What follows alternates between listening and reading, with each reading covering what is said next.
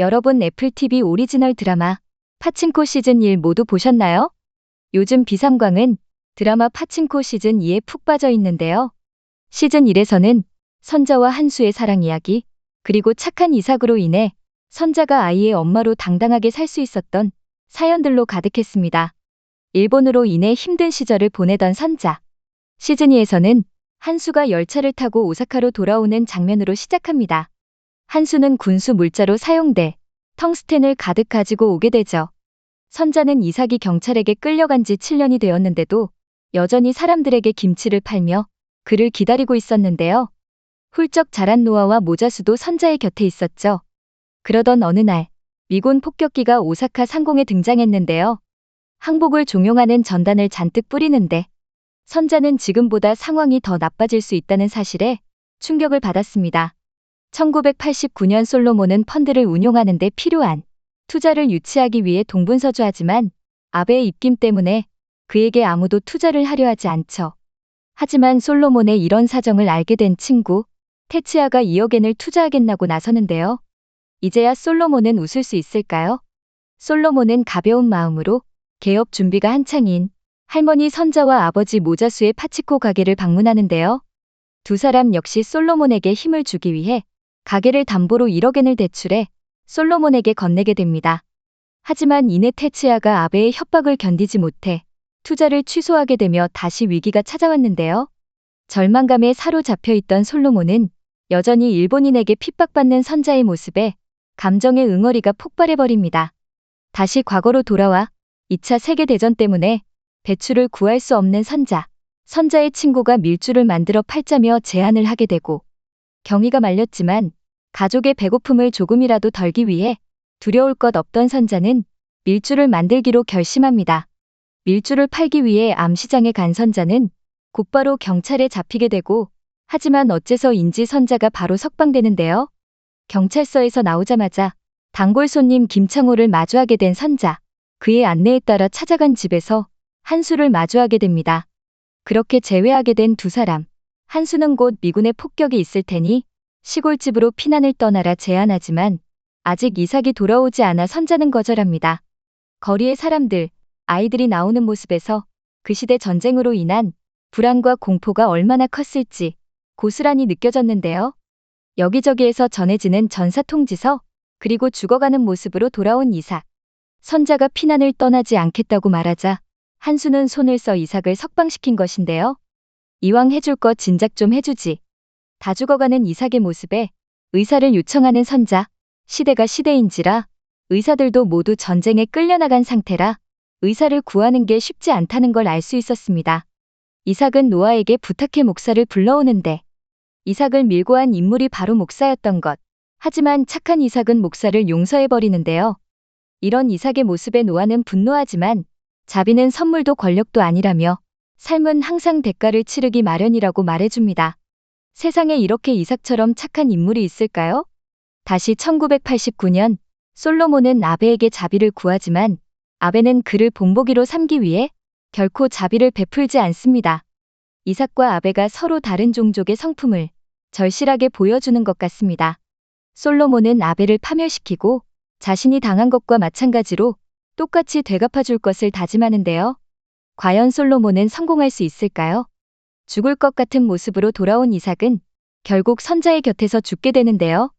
둘이 처음부터 사랑했다면 이렇게까지 절절했을까 싶기도 하고 매우 안타까운 느낌이 가득한 서로가 얼마나 아끼는지 보여주는 장면 같았습니다. 그렇게 선자의 가족들은 이삭의 화장을 시작하는데 또다시 시작하는 공습 경보. 미군의 폭격을 피해 도망치던 선자의 가족이 고한수를 만나 피난길에 오르는데요. 경위를 비롯한 가족들이 내켜하진 않았지만 대피소가 안전하지 않다는 고한수의 말, 그리고 무엇보다 선자를 믿고 서둘러 짐을 싸기 시작했죠. 오랫동안 방치해둔 낡은 창고로 향한 선자의 가족, 김창호를 불편해하는 경위. 하지만 벼랑 끝에 몰린 사람들로부터 선자의 가족을 지키기 위해선 김창호와 함께하라는 고한수. 선자의 걱정은 오로지 노아가 한수의 정체를 알까 두려움뿐이었습니다. 다시 1989년 솔로몬은 자신의 직장 상사였던 톰 앤드루스를 찾아가 1년 뒤 미국으로 돌아갈 수 있도록 해줄 테니 아베에 대한 계획을 도와달라 말하고 도움을 받기 위해 나오미에게 접근한 솔로몬. 과거로 돌아가 한수는 선자의 모친인 양진을 수소문 끝에 찾아내 선자의 곁으로 데리고 왔는데요. 눈물의 상봉을 하게 된 두 사람. 양진은 손자인 노아와 무자수에게 절대 조선 사람이라는 것을 잊지 말라고 당부합니다. 1989년 노년의 선자는 연락이 뜸한 솔로몬이 걱정되어 그를 찾아가는데요. 나오미와 마주치게 되고 함께 저녁 식사를 하는데 흐뭇한 노년의 선자는 솔로몬에게 자신의 엄마가 한 당부를 똑같이 하게 됩니다. 절대 자신이 누구인지 잊지 말라는 당부. 과거의 선자는 엄마를 모셔와준 한수와 조금 더 가까워졌는데요. 한수에게 운전을 배우던 선자는 그와 키스를 하고 말았죠. 둘 사이에 노아가 있는 한 선자와 헤어질 수 없고 언제까지 죽은 남편을 끌어안고 살 거냐 따지는 한수. 하지만 한수는 여전히 유부남이죠. 달라진 것도 없으면서 선자한테 사랑 갈구 좀 그만했으면 좋겠네요. 이내 엄마 양진은 한수가 노아 아빠라는 사실을 눈치채고 절대 노아가 알지 못하도록 하라며 당부합니다. 한수와 선자처럼 마음을 확인한 사람이 또 있었는데요. 바로 경희와 창호. 결국 두 사람 역시 키스를 하고 만 것. 사실 요셉은 1945년 8월 나가사키 군수 공장에서 일을 하고 있었는데요.